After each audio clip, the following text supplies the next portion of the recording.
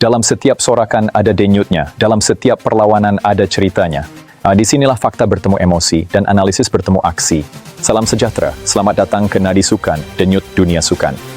Perpindahan venue bagi aksi penting skuad kebangsaan sentiasa menjadi topik yang menarik perhatian peminat bola sepak tempatan.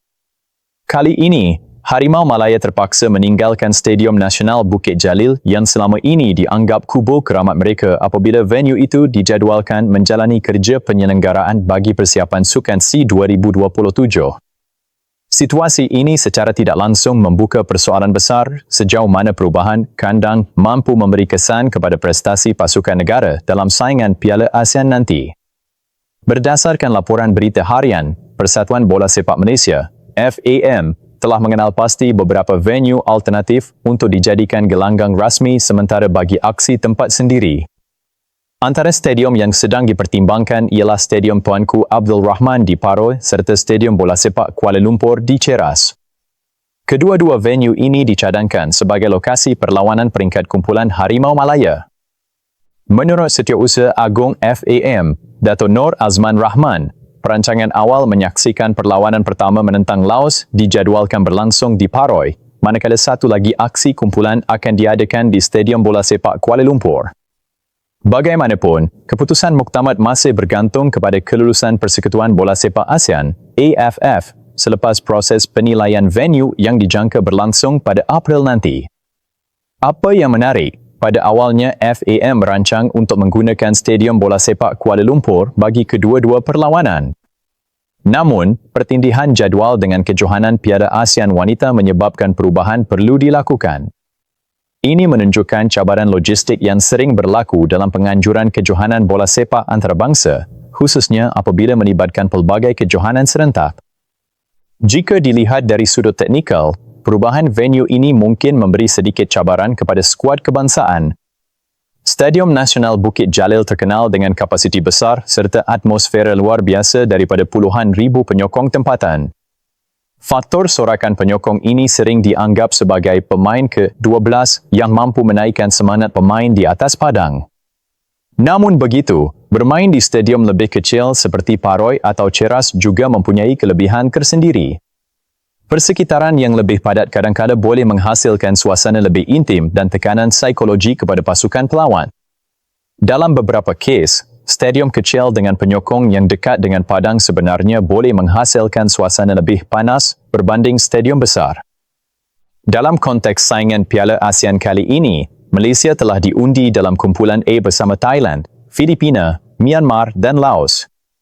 Kumpulan ini boleh dianggap mencabar, khususnya dengan kehadiran Thailand yang secara tradisinya merupakan kuasa besar bola sepak Asia Tenggara. Filipina pula semakin meningkat sejak sedekat lalu, manakala Myanmar sering menjadi pasukan yang sukar dijangka. Mengimbas kembali prestasi edisi 2024, Harimau Malaya gagal melepasi peringkat kumpulan selepas disaingi Thailand dan Singapura yang mara ke separuh akhir. Keputusan itu pastinya masih segar dalam ingatan peminat dan menjadi motivasi tambahan untuk skuad negara memperbaiki pencapaian kali ini. Walau bagaimanapun, sejarah juga menunjukkan Malaysia mampu mencipta kejayaan dalam kejohanan ini.